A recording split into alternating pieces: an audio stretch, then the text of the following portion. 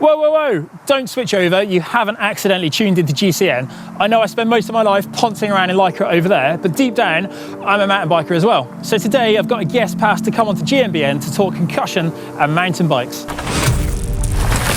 Concussion in sport is becoming a massive issue recently. Some of the world's biggest contact sports are having to come to terms with just how serious hitting your head actually is. But as mountain bikers, we can experience concussion as well, especially when you fall off as much as I seem to. Which is why I've been invited by POC to come to Sweden to talk to Per Hamid Ghatan, MD, PhD, to find out more about concussion. Besides being a leading expert in head trauma and brain injury, Ghatan, who has specialised in the rehabilitation of patients with brain injuries since the late 80s, is also a member of the POC Lab. The POC Lab is a collective of experts from various industries that take a holistic approach to safety to advise POC on the products they produce to ensure they're the best they can possibly be. This makes Ghatan the perfect person to ask a few questions about concussion. So let's start at the beginning. What then is concussion? Concussion is where you have an impact that transmits energy through the skull into the brain. And if you think you have suffered a concussion, what are the symptoms? If you have a head injury and you sustain a concussion, defined, you have headache, you might be dizzy, you might have nausea, you might be light sensitive, sound sensitive, problems in focusing your attention, also fatigue and fatigability problems. But recent high-profile and sadly tragic stories around sport injuries have put the issue of concussion and its related chronic long-term conditions under a fresh spotlight.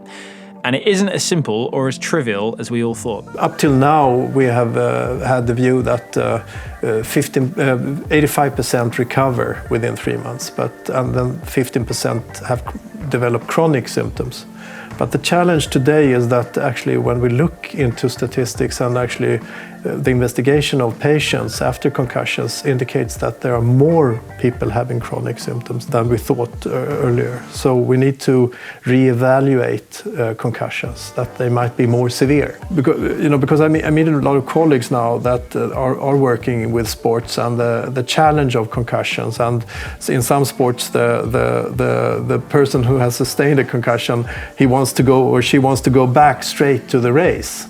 But it's obvious that the person is not functioning properly, so it becomes a conflict between the individual who wants to continue based on whatever, competitive people.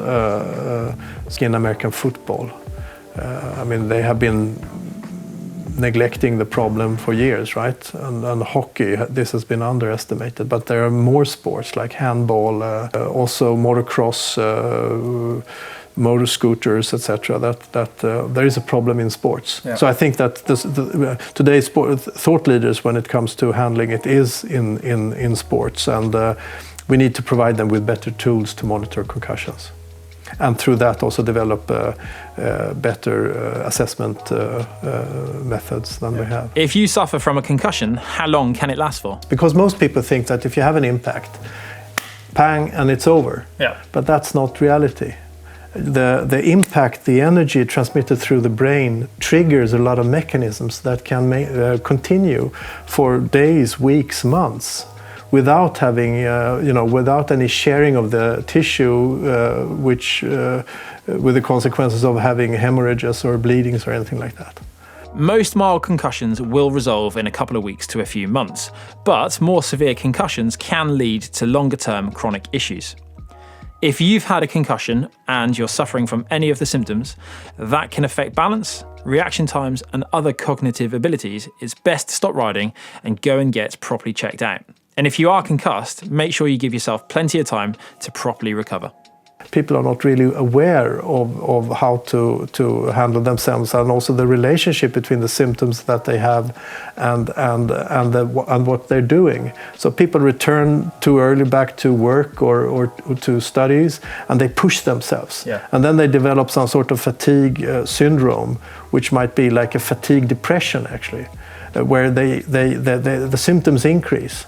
And research today is looking a lot at that the concussion might trigger an inflammation that continues over time, and with behavior interacting, especially if you're not considering that you need to be active in intervals, considering having some sort of rest not pushing yourself beyond the threshold where symptoms increase, but actually you should be active at an optimal level rather than at a maximal level. People push themselves, and then you see this kind of stress affecting the consequences of the concussion that might actually make it more chronic. As mountain bikers, we balance risk and reward every time we head out for a ride, but sometimes that balance can tip too far and we'll have a big off. Most of us have. We'll get up, shake it off, and then probably think nothing more of it. But if we have hit our head, is that really the end of it? If you have had a concussion and have recovered, you should be precautious, because if you have another concussion, it might add up. Right. So even if you have a light concussion the second time, the consequence of having two might make the consequences much, much worse. So, I mean, we should be active. I mean, I'm not in any way talking against that.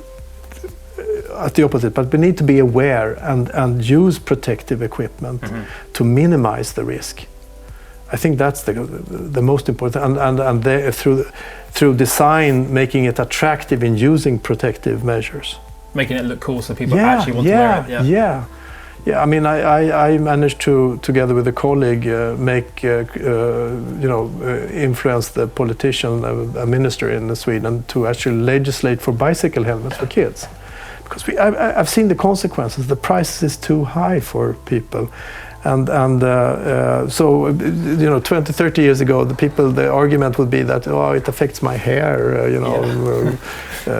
my haircut. I mean, the brain is a super hard disk. It's all there, right? So you need to take care of it. And if people are aware of how sensitive the brain is, I know that people start using protective equipment. And in Sweden, we see, especially with the commuters, we see that they have increased using helmets. Yeah. So, I mean, the stupidity is like in boxing, where you actually aim at hitting the head of somebody else. I'm against that. It might be an excellent way of exercising, but, don't give repetitive violence to the head, because he was a great sportsman, an athlete like Muhammad Ali, for instance, but the price they pay later on. And we know that when it comes to severe brain injuries, 50% of them have amyloid plaque, which is what you see in dementia. So what are the long-term consequences? You might have sustained a head injury with a concussion or a moderate head injury when you were in your teens, but 20 years later, that plaque is still there. And so far, the healthcare system is not monitoring that. We are not. Right. We have in Sweden. We have this kind of quality.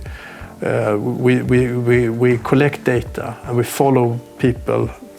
So far, when it comes to head injuries, up to 15 years now.